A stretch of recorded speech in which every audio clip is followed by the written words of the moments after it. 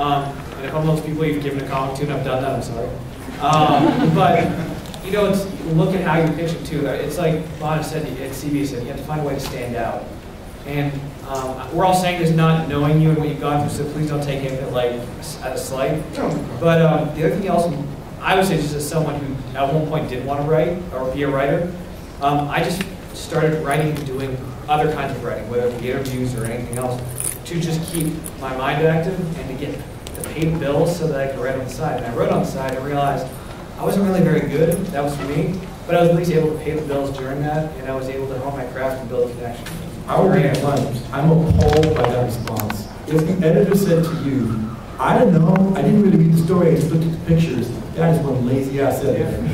Because first of all, what it means, I'm not trying to be smart here, or flip. What it means is that they looked at the pretty pictures. They didn't ask if the pictures told the story.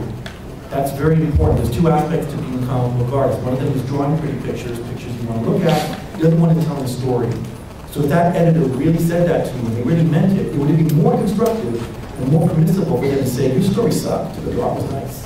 Or, I like your story, but, you know, that's more honest. Yeah. At least they're giving you some feedback. To say I didn't read it, that's unacceptable. If that were a novel editor, I would want to know who it was so I could speak to it.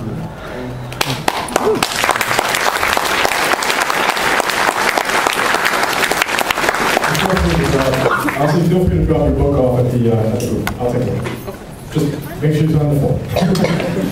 I got word that we have about 10 minutes left, so I think we might only have time for 2 more questions. Just a quick one. In the beginning of the time, you said who wants to be an artist, who wants to be a writer, and then who just wants to work in comics. Period.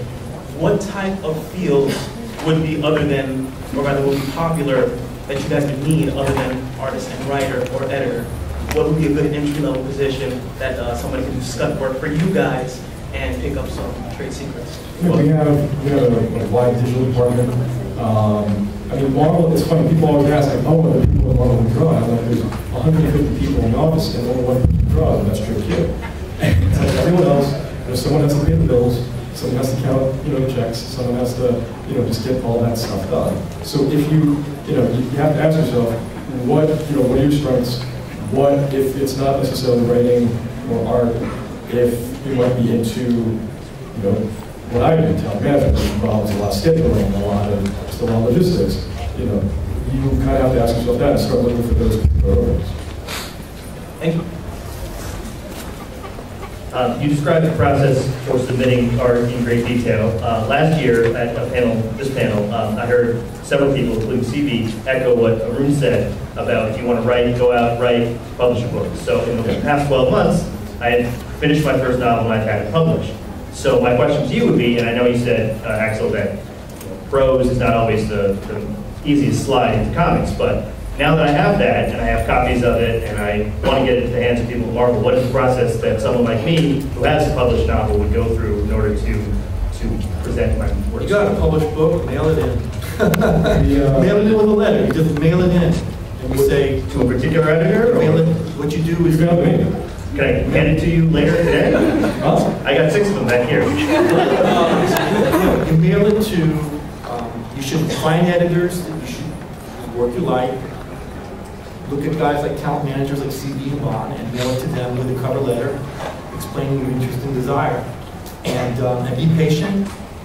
You may sometimes need to mail a second copy. That's a great thing. Publishers give you copies of the books for free or what have you, mostly.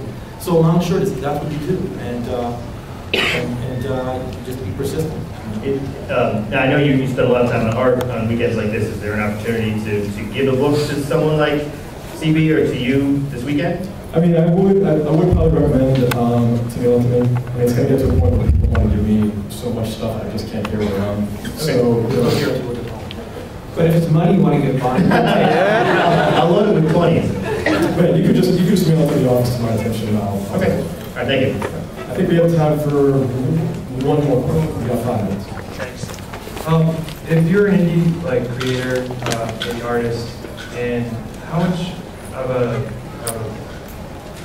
dilemma is proximity to Marvel Comics? No problem whatsoever if you're somebody that... I like to tell the story. I told the story at a SCAD thing I did a couple months ago where I got this email from CB. And CB's like, wow, there's this kid in Mongolia. I'm not kidding. This kid in Mongolia, he rides a horse an hour and a half to the closest kind of internet access. He follows me on Twitter. Can you write back to him and give him the sample script? I'm like, sure. I mean, it's like, that's the beauty of the internet, that's the beauty of social media. It's like all the barriers, all the walls just come down.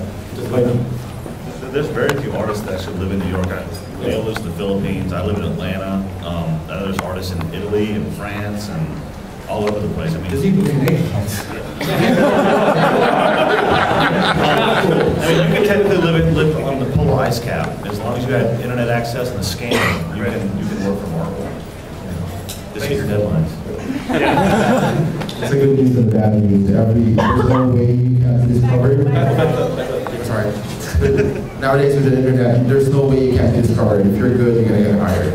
And I know that I may sound mean, but yeah, because of the internet and CV and Bond running around the whole world looking for talent, you're gonna get exposed. And the sad thing is that now you're competing with everyone, every single artist in the world. That's deadlines and mailing. we have one more. We have time for one more. Yeah, as long as it's a short one. Got like 3-4 minutes. I'm a really good writer. I'm not, I mean, you know, I'm a really good writer, but I'm having trouble tracking down an artist.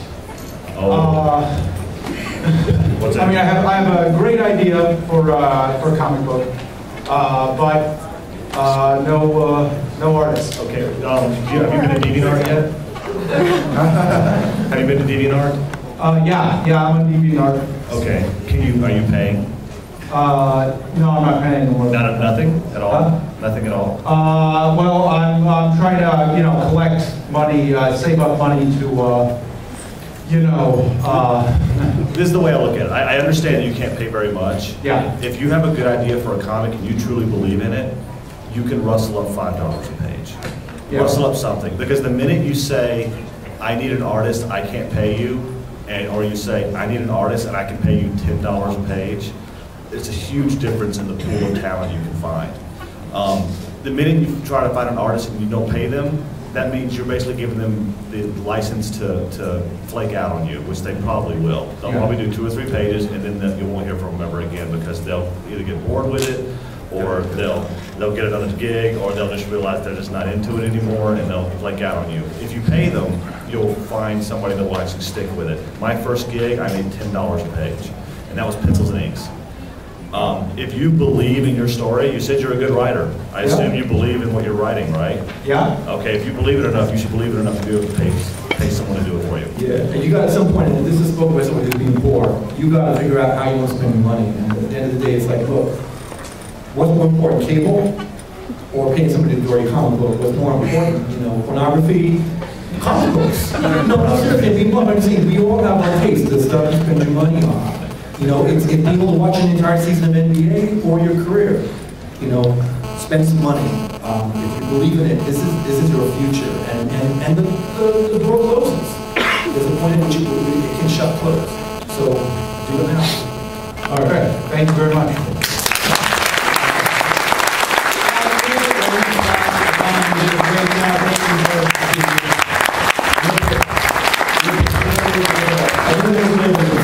Ask the question, just tweet it to me. My Twitter is karma_Keith. So just tweet it to me and I will